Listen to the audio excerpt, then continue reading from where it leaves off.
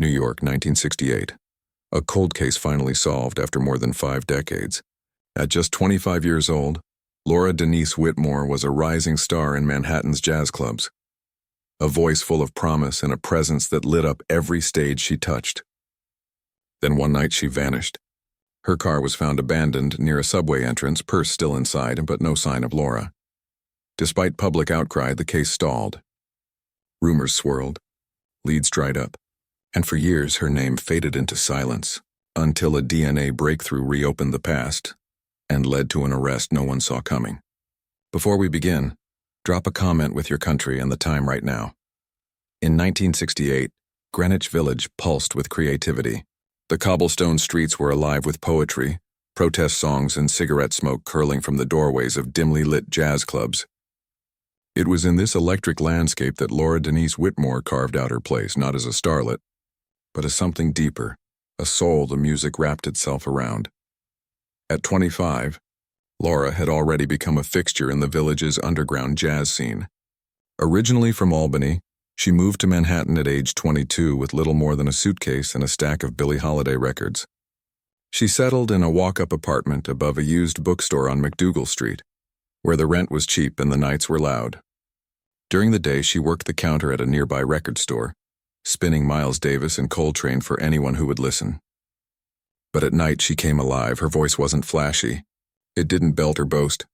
Instead it lingered, smoky, soulful, and unmistakably raw.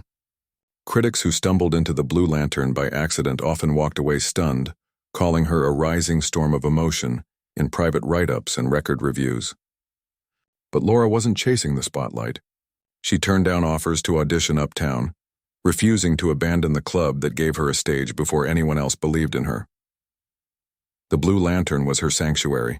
It was a tight little venue buried beneath a brownstone, the kind of place where the piano was slightly out of tune, and the regulars clapped before the last note faded. The club owner, Benny Russo, treated her like a daughter. Other musicians, mostly men, respected her, not just for her talent but for her quiet strength. Laura brought people together.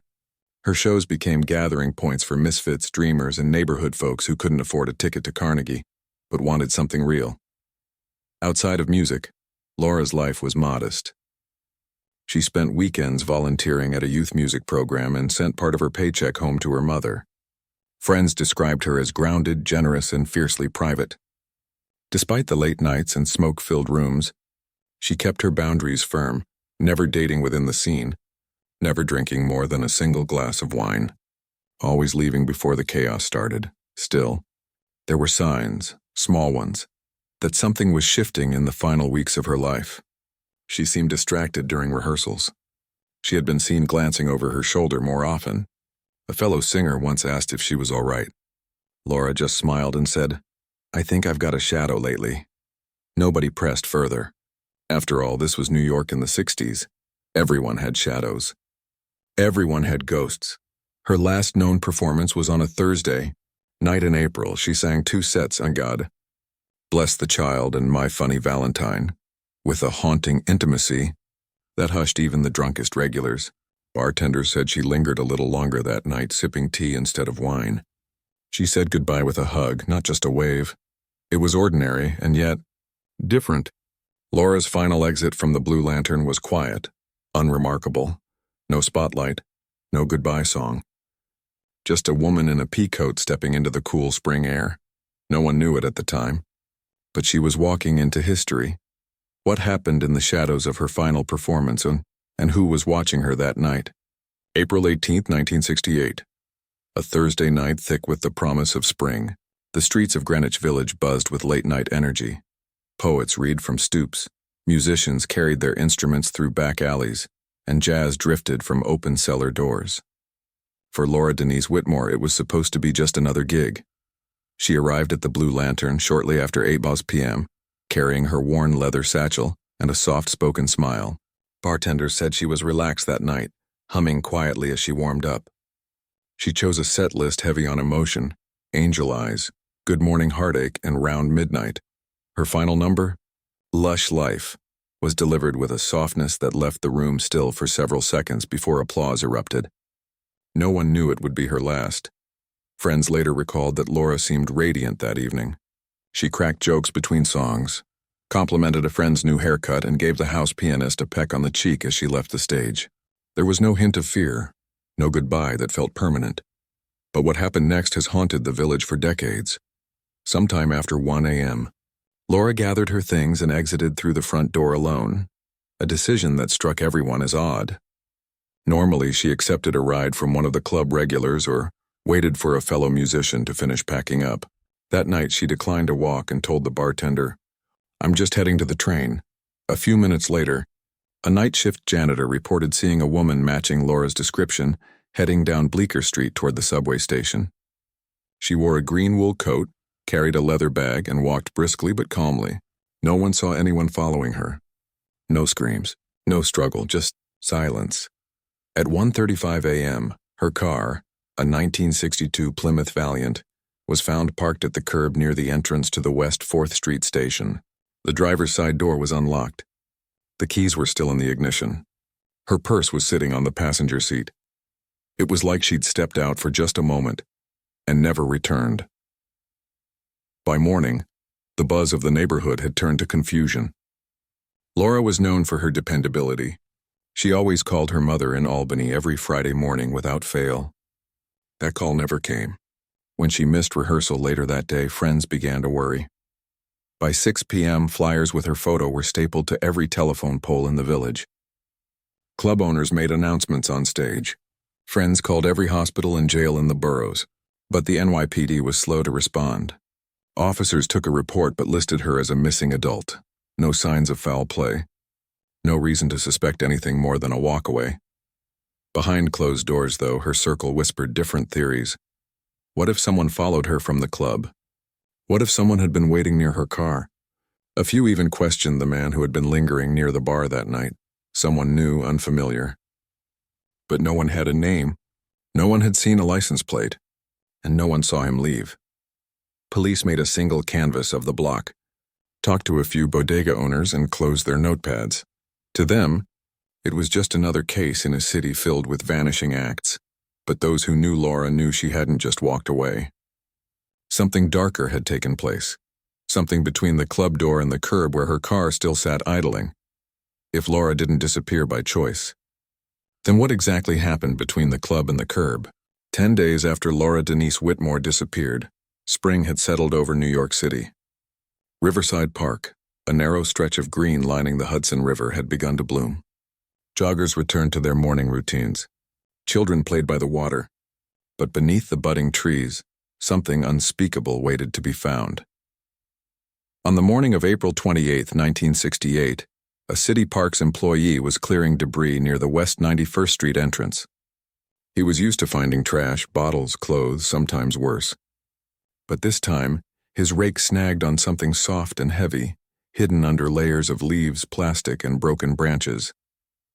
At first, he thought it was a mannequin. Then he saw the hand. The call to NYPD came in at 8:42 a.m. Uniformed officers arrived quickly, followed by homicide detectives and crime scene technicians. The area was taped off as joggers were rerouted and early commuters paused in stunned silence. What they found was unmistakably human. A young woman's body, partially decomposed, face bruised and swollen. She was fully clothed, though her garments were torn and disheveled. A single earring remained in her left ear. Her green coat, the one friend said she wore the night she vanished, was soaked and dirt-stained. Inside the coat pocket was a wallet. The ID read, Laura Denise Whitmore. The confirmation was swift. Dental records matched. The missing person case was now a homicide investigation. An autopsy conducted the following day revealed the cause of death: ligature strangulation. She had been killed elsewhere, authorities believed, and her body dumped in the park days later. Signs of blunt force trauma to the head were also noted. Her time of death was estimated to be within 24 hours of her disappearance. There were few solid leads. The crime scene had been heavily compromised by recent rainfall. Most physical evidence, fibers, fluids, prints, was either washed away or too degraded to test. Investigators did recover a few potential clues: several cigarette butts nearby, 2 sets of footprints, and a broken wristwatch lodged in the mud. The watch was cheap and unfamiliar. It didn't match anything Laura had ever worn. Laura's parents, James and Eileen Whitmore, arrived from Albany the next day. Photographs weren't necessary, they knew. Her mother collapsed outside the medical examiner's office, her sobs echoing through the hallway. The press took brief interest. A young singer, beautiful and ambitious, murdered and discarded in a public park. But the city was already drowning in tragedy. Civil unrest, political assassinations, a rising homicide rate. Laura's story was printed below the fold, quickly overtaken by louder headlines. Back at the Blue Lantern, the mood turned from anxious to devastated. The regulars placed candles along the bar. A framed photo of Laura was set above the piano she once leaned against. Her circle was crushed but also confused. Who could have done this? Detectives questioned friends, co-workers, and club patrons. They considered possible motives. Was it a jealous ex-boyfriend? A deranged fan? A stranger she met on the street? But Laura had no known enemies. Her dating life was private. No signs of obsession or threats. Then there was the mysterious man at the bar, the one seen the night of her last performance. Several witnesses remembered him. Older, white, average build, lingering too long in the corner, drinking club soda. But no one knew his name. No sketch was ever drawn. With each passing day, the trail grew colder. How did a rising singer end up murdered in a public park? And why couldn't police connect the dots? The investigation into Laura Denise Whitmore's murder began with urgency, but quickly unraveled into a frustrating tangle of dead ends, vague recollections, and institutional indifference. Detectives canvassed the area around the Blue Lantern for nearly 2 weeks following the discovery of her body. They returned to the club, re-interviewed every bartender, musician, and regular who had seen her perform that night. But their accounts were frustratingly uniform. Laura had seemed normal, cheerful even. No fights, no loud arguments, no suspicious behavior, except for one detail. A bartender named Reggie King remembered a man sitting in the back, alone, sober, and out of place. He hadn't clapped, hadn't ordered a drink, and left minutes after Laura's final song. His face was forgettable. White male, maybe early 40s, receding hairline. Reggie had never seen him before and never saw him again. When pressed for more, he said, there was just something off about him, like he was watching more than listening. No one else remembered the man. There was no sketch, no photograph, and no surveillance footage to cross-reference. In 1968, even in a city as vast as New York, crime scene forensics were still rudimentary. No DNA profiling, no nationwide fingerprint databases, no CCTV. Investigators had only instinct and old-school legwork. They followed every thread they could find. Laura's apartment was searched. Nothing missing. No signs of forced entry. Her journal, scattered with handwritten lyrics and quotes from Billie Holiday, offered no leads. Her phone records were routine. The letters from her parents were filled with love, not warnings. Then came the rumors. Within weeks, whispers began circulating in the village jazz scene that Laura had recently argued with a fellow musician, that she believed she was being followed, that someone had sent her anonymous flowers 2 weeks before she vanished. But no one could verify these claims. The musician she allegedly argued with had moved to Chicago. No florist in the area remembered the bouquet. Others started pointing fingers at the NYPD. They accused detectives of not caring enough, suggesting the case had been deprioritized because of who Laura was. A single woman with no political ties, no wealthy family, no influence. A dreamer. A jazz singer. Detectives pushed back, insisting they were doing all they could. They even considered broader possibilities, such as a connection to a serial offender operating in Brooklyn. There were similarities: young women, strangulation, body dumped. But the patterns didn't match closely enough. The suspect in Brooklyn was arrested in May, and his DNA wouldn't be processed for decades. 6 months after Laura's death, the task force was downsized. The lead investigator was reassigned. A final press release urged the public to come forward with any new information. It fell on deaf ears. Back at the Blue Lantern, the stage felt colder. Musicians lit candles and dedicated songs in her memory. A framed black and white photo of Laura was placed above the piano, her smile frozen in time, but hope dimmed. One by one, those who had rallied for her started to move on. The city changed. Crime rose. New tragedies took center stage. Laura's name slipped from headlines. Her story faded from conversation. By the time winter rolled in, the case file had been sealed and stored with hundreds of others.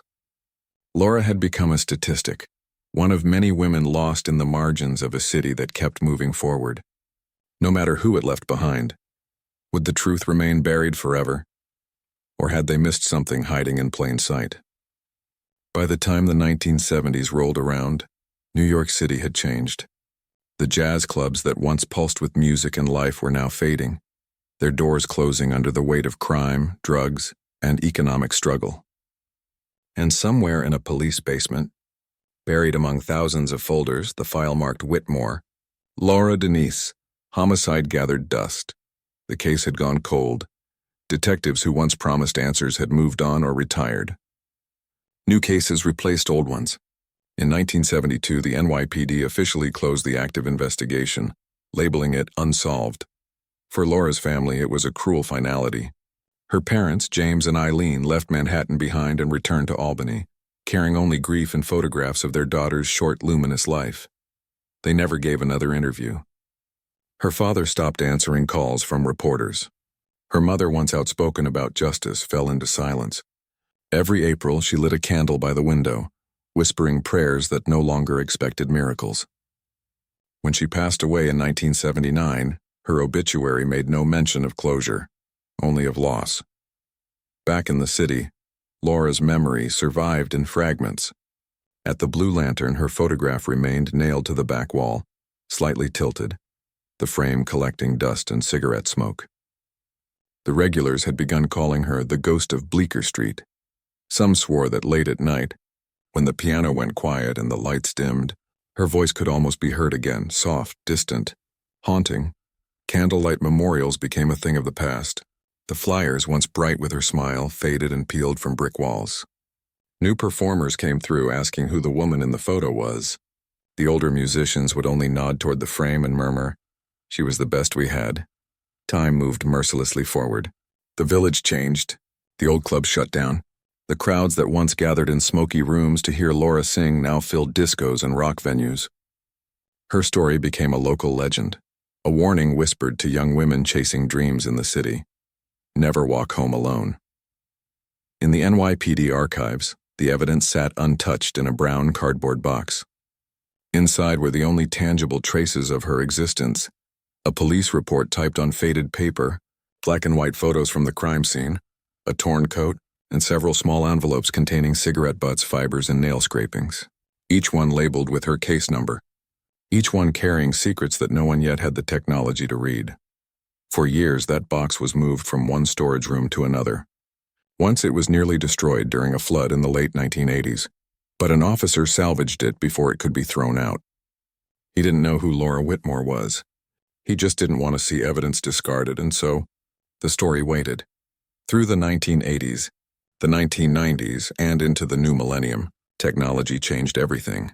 Fingerprinting databases, digital archives, forensic labs. But Laura's name never resurfaced. Cold cases were often deemed unsolvable, their leads too weak, their evidence too degraded. Her file remained a ghost story in the system, quiet, invisible, forgotten. Still, somewhere in that silence, her story lingered. In every corner of the city that never sleeps, there were echoes, faint reminders that justice delayed doesn't always mean justice denied. Because one day, decades later, someone would open that same old box, brush off the dust, and realize the truth had been there all along, waiting for the science to catch up. Would a box of forgotten evidence, untouched for 40 years, finally speak? It began with a single question on a form. Would you like to volunteer for cold case review? Detective Marisol Rivera checked yes without hesitation. By 2017, Rivera was already a 22-year veteran of the NYPD. She had worked narcotics, missing persons, and homicide. But it was the unresolved stories, the ones that had slipped through the cracks, that haunted her most. So when the department launched a cold case DNA initiative funded by federal grants, she asked to be assigned to older files that had never seen modern forensics. One afternoon in July, deep inside the department's archive facility in Queens, Rivera pulled a box marked Whitmore, Laura Denise, 1968. The name wasn't familiar to her, but when she opened the box, what she found took her breath away. The evidence was intact. A forest green wool coat, stained and brittle but sealed in plastic. Several evidence envelopes yellowed with time, labeled fingernail scrapings, unknown cigarette butt, and clothing fibers. Most cases from that era had long since lost their evidence to mishandling or decay. But someone, perhaps a detective who once believed the case would matter again, had preserved Laura's story. Rivera knew what to do. Next, the samples were sent to a private lab contracted with the NYPD's Cold Case Division. Technology had advanced far beyond what 1968 detectives could have imagined.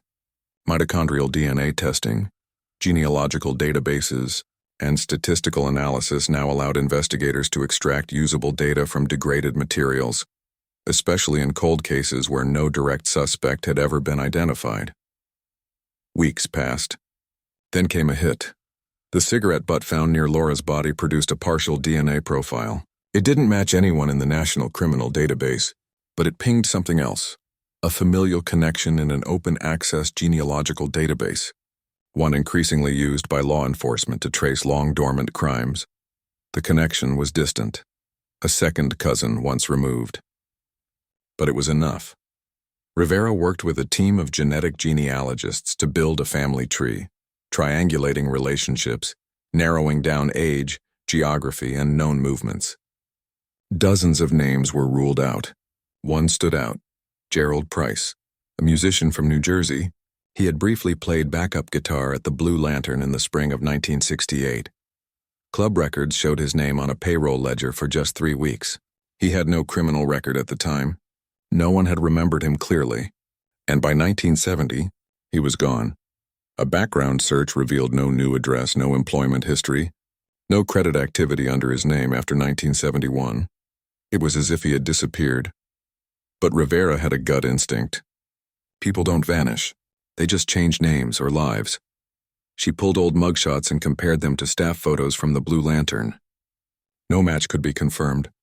She began looking into aliases, digging through 1970s voter registrations, cross-referencing census data, even searching musicians' union rosters. Finally, in a database of defunct New Jersey business licenses, she found a man named Gerald Sloan, who had registered a musical repair business in 1978, 2 towns over from where Price was last seen. A quiet alarm went off in her head. She pulled public records. Sloan had moved to Arizona in 1983, married briefly. Then again, no children, no arrests, no history, but the timelines fit. The age matched. And when Rivera pulled his photo from a 2006 Arizona driver's license renewal, her heart skipped. Same chin, same nose, same eyes, only older. She had a name. She had a lead. Now the race began. A name had surfaced. But could they find him before it was too late? In August 2020, in the searing heat of Tucson, Arizona, detectives from the NYPD and local law enforcement knocked on the door of a modest stucco house at the edge of a quiet neighborhood. The man who answered was thin, soft-spoken, and weathered by age. His name, according to public records, was Gerald "Jerry" Sloan, but the fingerprint scanner told a different story. Within minutes of his detainment, investigators had what they needed. His prints were a perfect match for a long-dormant New Jersey arrest under the name Gerald Price, and why? Identity that hadn't been seen since 1970. It was the break they had hoped for. And the DNA sealed it earlier that week. Rivera's team had trailed Sloan to a local diner, where he sipped coffee and read the newspaper in silence. After he left, detectives collected his discarded cup.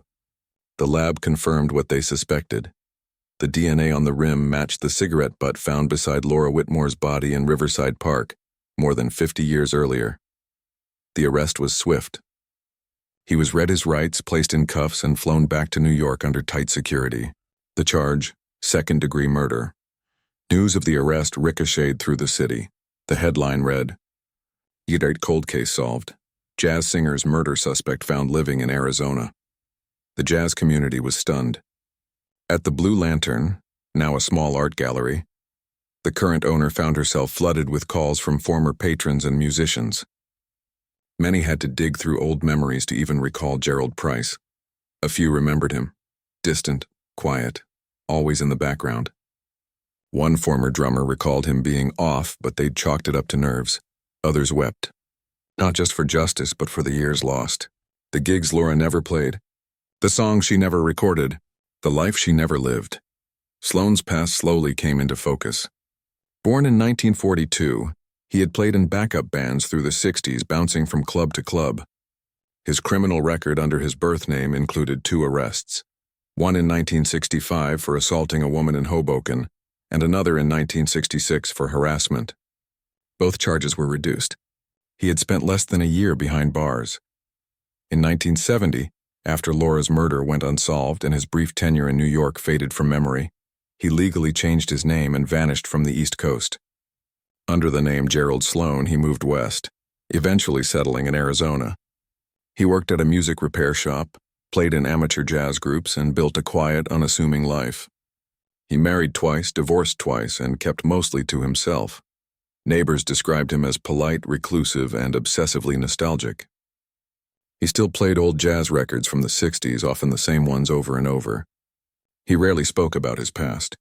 Never mentioned New York, never spoke of the Blue Lantern. But when police tried to question him following his arrest, he remained silent.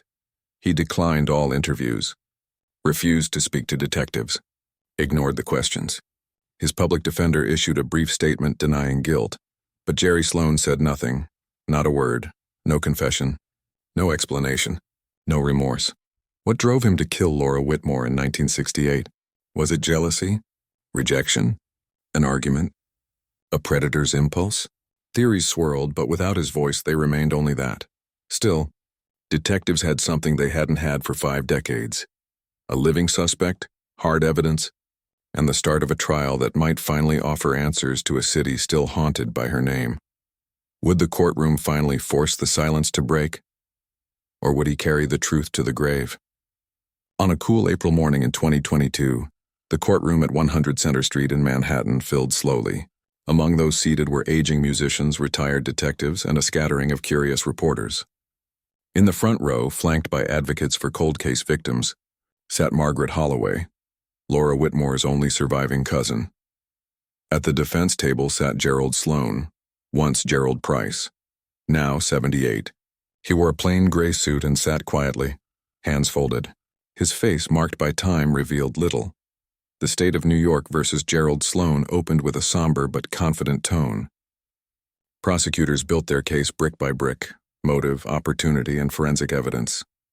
They told the jury about a troubled man, one with a record of violence against women, who briefly entered Laura's world in the spring of 1968. They laid out the connection between Sloan and the Blue Lantern, his brief tenure as a backup guitarist, his abrupt disappearance, and the overlooked payroll record that had slipped through the cracks.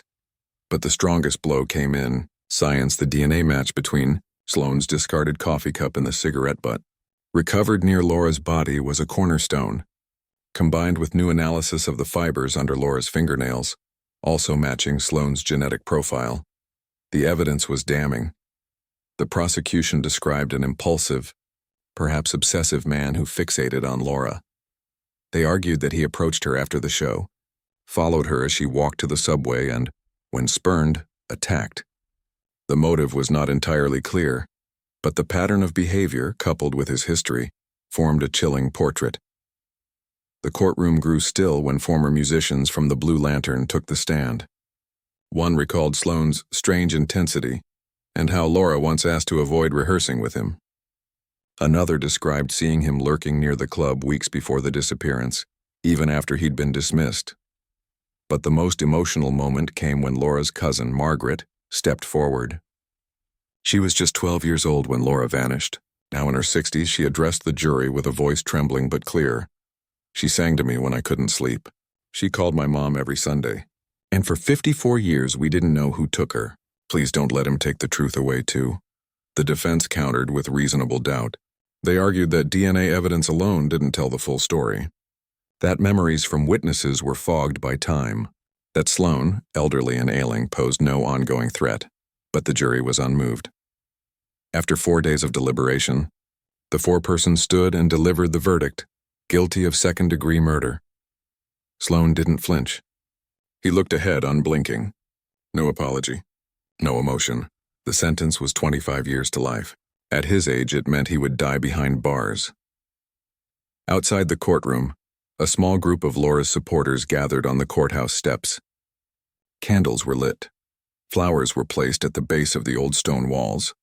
A speaker played a recording of Laura's only surviving demo, her voice echoing into the chilly spring air, soft, soulful, haunting. The jazz community stood together, heads bowed. Some cried. Others stood silently, fists in their pockets. For them, this wasn't just justice, it was the end of a long, unrelenting ache. Now that justice had been served, what would the world remember most? Her music, or her murder? In the years since justice was finally delivered, the name Laura Denise Whitmore has come to mean more than tragedy. It has become a symbol of perseverance, of the voices lost too soon, and of how the past can still speak when we choose to listen. Though the Blue Lantern shuttered its doors decades ago, its memory remains etched into the fabric of Greenwich Village. In 2021, a local arts collective acquired the basement space that once served as a refuge for musicians, poets, and misfits. What had been a quiet renovation turned into a tribute. On the brick wall behind what used to be the stage, a mural now stretches floor to ceiling. Laura mid-song, eyes closed, hand reaching gently toward the mic. The artist, a jazz vocalist herself, painted it from a photo once pinned above the old club piano. Beneath the mural, visitors still leave flowers. Sometimes notes, occasionally a single vinyl copy of her posthumously reissued demo, Laura Whitmore, Live at the Lantern, pressed and released in 2023 by an independent jazz label that restored her only known recordings. The album, captured just weeks before her death, features haunting renditions of Lush Life and My Funny Valentine, songs that now carry the weight of memory. The reissue climbed to the top of niche jazz charts. Critics praised its rawness, its intimacy. Listeners, decades removed from her time, described feeling as though Laura were singing directly to them, her voice suspended between heartbreak and hope, as timeless as the city she once called home. But the most enduring legacy doesn't live in vinyl grooves or wall art. It lives in the voices of the young women she now inspires. The Laura Whitmore Vocal Arts Scholarship, established in 2022 by a coalition of New York musicians and educators, provides funding for aspiring female jazz singers from underserved backgrounds. The scholarship prioritizes those who, like Laura, pursue art not for fame but for the love of craft and community. Each year, recipients perform a tribute concert in her honor, choosing from her set list and adding their own interpretations. Many of them say they feel a connection to her, a kinship. They sing her songs not as covers but as conversations. In classrooms and forensic seminars, Laura's case is now part of the curriculum. Her story is used as a teaching tool in universities across the country, a case study on how cold cases are solved, the limitations of early criminal investigations, and the power of DNA evidence to rewrite history. Guest lecturers include the very investigators who cracked the case, sharing how perseverance, technology, and empathy brought a forgotten file back to life. For Laura's remaining family, the journey brought something deeper than closure. It brought truth. Margaret Holloway, her cousin, often speaks at these events. In her talks, she reminds audiences that justice isn't always swift, but it can still be real. It wasn't about punishment, she once said. It was about giving her story an ending that honored how she lived, not just how she died. And it's true. Laura Whitmore's story no longer ends in Riverside Park or in a courtroom. It now lives in the quiet hum of rehearsal rooms, in the bravery of young women chasing a dream, and in the gentle applause of audiences who never knew her, but now never forget her. Her life was cut short, but her voice, her music, her spirit, echoes louder than ever. Laura's story began as a cold case. Now, it's a song remembered. In the end, the 1968 cold case of Laura Denise Whitmore wasn't only solved, it was redeemed. What began as the unexplained disappearance of a 25-year-old jazz singer transformed, over the course of 5 decades, into one of the most poignant examples of how time, science, and human perseverance can finally converge to deliver justice. For more than 50 years, Laura's absence was a silent wound. A question left hanging in smoky nightclubs, on family photo walls, and inside boxes buried in NYPD archives. But thanks to DNA advancements, a determined detective, and the quiet preservation of forgotten evidence, her voice was heard again. The arrest and conviction of her killer didn't just solve a murder, it validated a life. It reminded the world that even the coldest cases can thaw, and even after decades of darkness, the truth still matters. Today, Laura is remembered not only as a victim, but as an artist, a daughter, a cousin, a friend. Her recordings have found new ears. Her story is studied by forensic science students, and her name now funds the dreams of young singers who walk the very path she once blazed. Let her life, and her justice, be a reminder to us all. No one deserves to be forgotten. And sometimes, even after 50 years, the final note still gets played.